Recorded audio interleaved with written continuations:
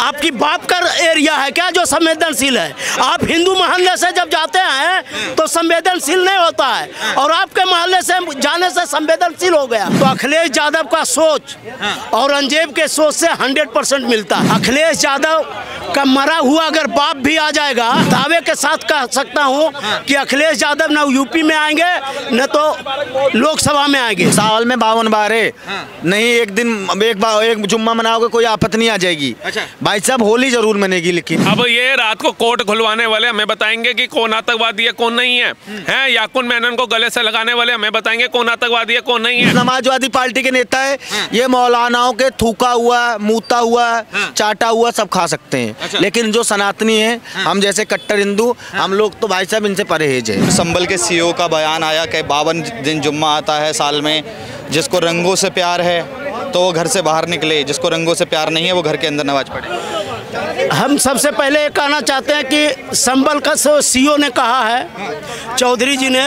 वो 100% सही है। आपसे पूछना चाहते हैं हम कि जब मुस्लिम लोगों का मुहर्रम आता है, ईद आता है, फलाना त्यौहार आता है, तो हम लोग कंधे से कंधा मिला के उसके जुलूस को निकालते हैं। लेकिन जब हमारा होली आता है, दिवाली आता है, मतलब सरस्वती पूजा आता है, रामनवमी आता है, ये आता है क्या बोलते हैं, कई एक त्यौहार आता है। 17 सितंबर को विश्वकर्मा पूजा आता है, काली पूजा आता है, बहुत हमारे त्यौहार आते हैं, शिवरात्रि आता है। तो मुस्लिम लोग विरोध करते हैं, ये कहते हैं कि नहीं हमारे मोहल्ला से आपका जुलूस नहीं जाएगा। हाँ, आपकी बाप का एरिया है क्या जो संवेदनशील है? आप हिंदू मोहल्ले से जब जाते हैं तो संवेदनशील नहीं होता है, और आपके मोहल्ले से जाने से संवेदनशील हो गया। आप दोगला नीति जो करेंगे, खाएंगे हिंदुस्तान का और गाएंगे पाकिस्तान का, ये बहुत दिन अब चलने वाला नहीं है। हिंदू समाज 82% जाग गया है। अखिलेश यादव जैसे मुल्ला कठमुल्ला से फर्क नहीं पड़ने वाला है, और अखिलेश यादव 2047 तक नहीं आ रहे हैं। लालू यादव हो या तेजस्वी यादव जैसे गुंडों का कोई महत्व नहीं है। 82% हिंदू समाज जाग गया है। आप जो कह रहे थे कि मतलब खतरे में है हमारा संविधान, खतरे में है जाति धर्म, वो सब पब्लिक समझ गया है। अब ऐसा नहीं होगा। जिस तरह से अखिलेश यादव के कई समर्थक सांसद हैं, उन्होंने कह दिया कि सीईओ को तो धन्यवाद करना चाहिए अखिलेश यादव का, उनके कार्यकाल में वो उनको वर्दी मिली है। और जियाउल रहमान जो संभल के सांसद, उन्होंने तो कह दिया कि संविधान की शपथ लेते हुए उन्होंने कहा होगा कि सभी का साथ निभाएंगे, संविधान के साथ चलेंगे। आज हिंदुओं के साथ चलने से वो संविधान के साथ ही चल रहे हैं कि कोई दंगा ना हो, कोई वहाँ क्राइम ना हो। इसलिए सीईओ ने कहा कि भैया इतना दिन आप हर जुम्मा का नमाज पढ़ते हैं, आप 2 बजे के बाद पढ़ लीजिए अपने जुम्मा का नमाज। आप बाहर रहते हैं तो क्या ट्रेन में नमाज नहीं पढ़ते हैं क्या? आप किसी के घर में नमाज नहीं पढ़ते हैं क्या? तो अपने घर में पढ़ लीजिए या 2 बजे के बाद पढ़ लीजिए। उन्होंने सीईओ ने जो कहा है ठीक है। और रहा बात अखिलेश यादव का, तो अखिलेश यादव का सोच औरंगजेब के सोच से 100% मिलता है। औरंगजेब बता रहे हैं? हाँ, मैं बता रहा हूँ, उसी की जवाब दे रहा हूँ। औरंगजेब अपने दोनों भाई को आपस में लड़ा के एक भाई को मरवा दिया दूसरे भाई से, और दूसरे भाई को खुद मार करके अपने बाप को बंदी बना करके उसको भरपेट पानी भी पीने नहीं देता था। अब आइए अखिलेश पर। अखिलेश यादव इतने बड़े गुंडे हैं कि शिवपाल यादव सारा जीवन समाजवादी पार्टी का सेवा किया, उसको लात मार के निकाल करके जब इनका कोई रोल नहीं था तो मुख्यमंत्री बन गए। अब आप आइए मुलायम सिंह यादव पर। मुलायम सिंह यादव राष्ट्रीय अध्यक्ष थे समाजवादी पार्टी का। अखिलेश यादव जैसे औरंगजेब जो है अपने बाप को गद्दी से लात मार के हटा करके और अध्यक्ष बन गए। ऐसे सोच वाले देशद्रोही को जो अपने बाप का नहीं हुआ वो दूसरे का क्या होगा? आपसे पूछना चाहता हूँ। व्यक्तिगत बयान है? हाँ, मेरा व्यक्तिगत बयान है। हाँ, मेरा व्यक्तिगत बयान है। मैं ये भी कहना चाहता हूँ, जब अयोध्या में एक यादव परिवार का मर्डर हुआ मुस्लिमों द्वारा, तब अखिलेश यादव वहाँ नहीं गए।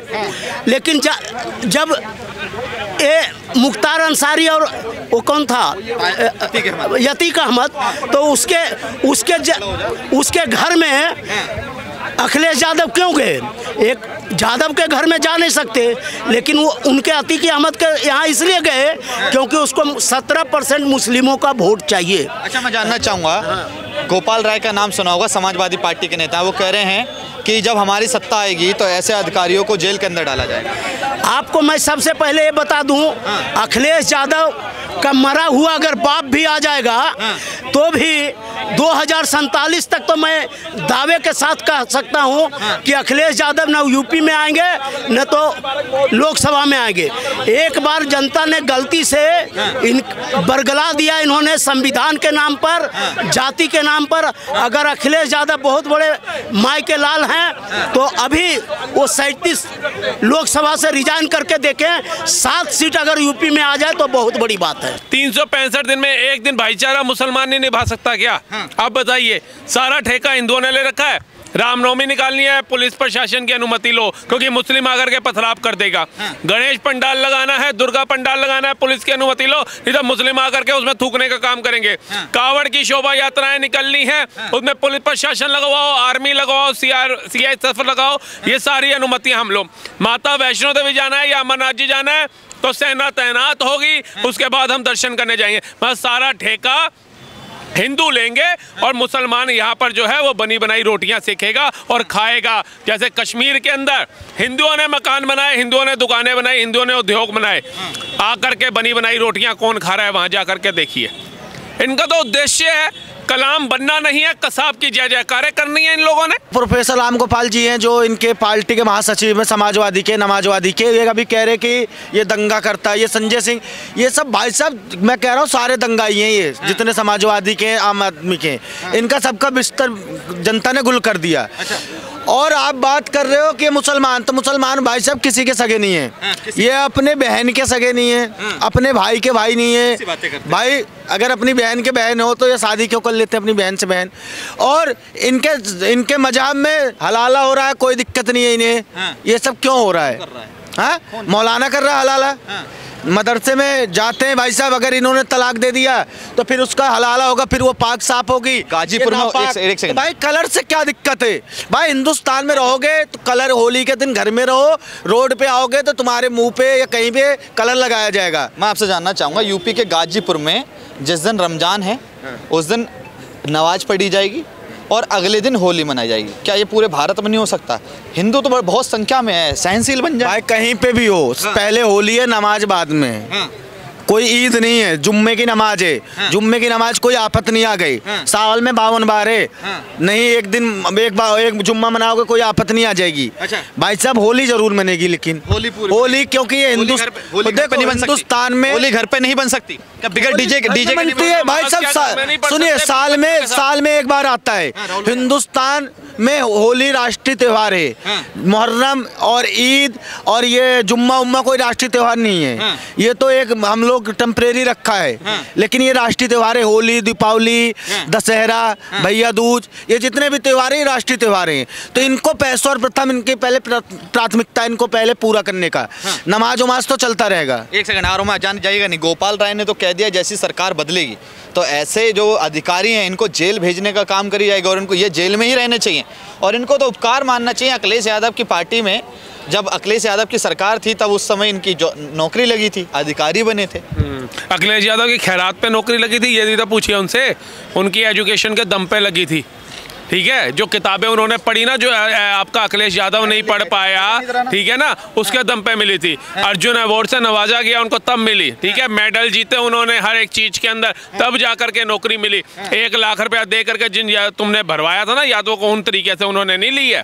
ठीक है, आज अगर वो CEO के पद के ऊपर बैठे हुए हैं ना, तो कहीं ना कहीं, हाँ, कहीं ना कहीं उनकी काबिलियत के दम पे बैठे हैं। जेल में रहे, उन्होंने तो बयान दे दिया गोपाल राय ने। अरे वो जेल में ही दोबारा जाएगा। मैं तो कहता हूँ CEO साहब को इसके ऊपर कोई धारा लगानी चाहिए, मानहानि का केस डालना चाहिए। एक राज्य के CEO इतने बड़े पद अधिकारी के ऊपर कोई अब टिप्पणी करता है, मानहानि का केस डालो। इतना बड़ा केस डाला कि इसकी 10 पुश्तें पैदा होकर के भी वो केस पैसा ना दे पाए।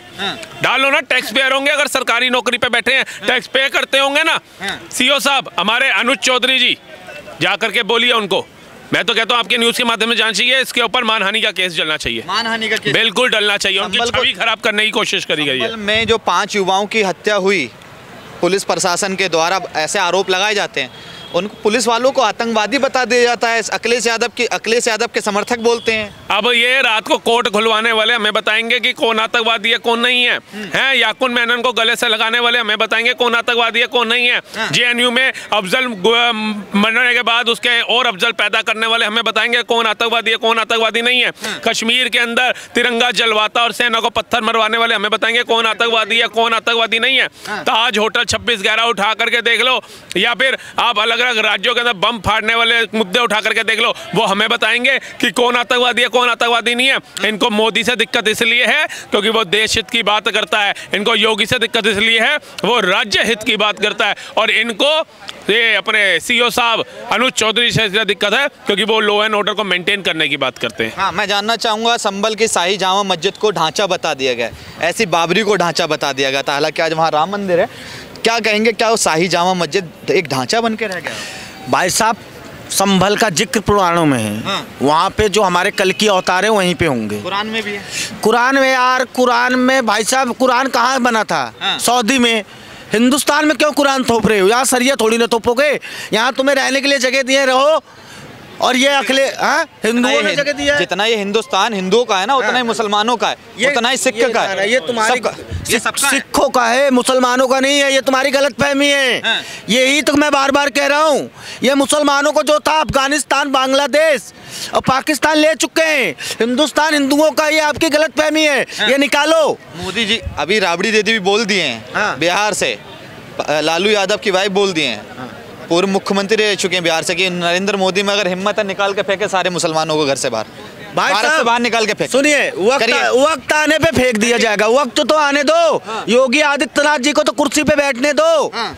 क्या सब चीज मोदी जी कर देंगे? योगी जी कब काम आएंगे इन सब चीजों के लिए? योगी जी वो सब कुछ कर देंगे, जो ये चाह रहे हैं ना वो सब कुछ होगा।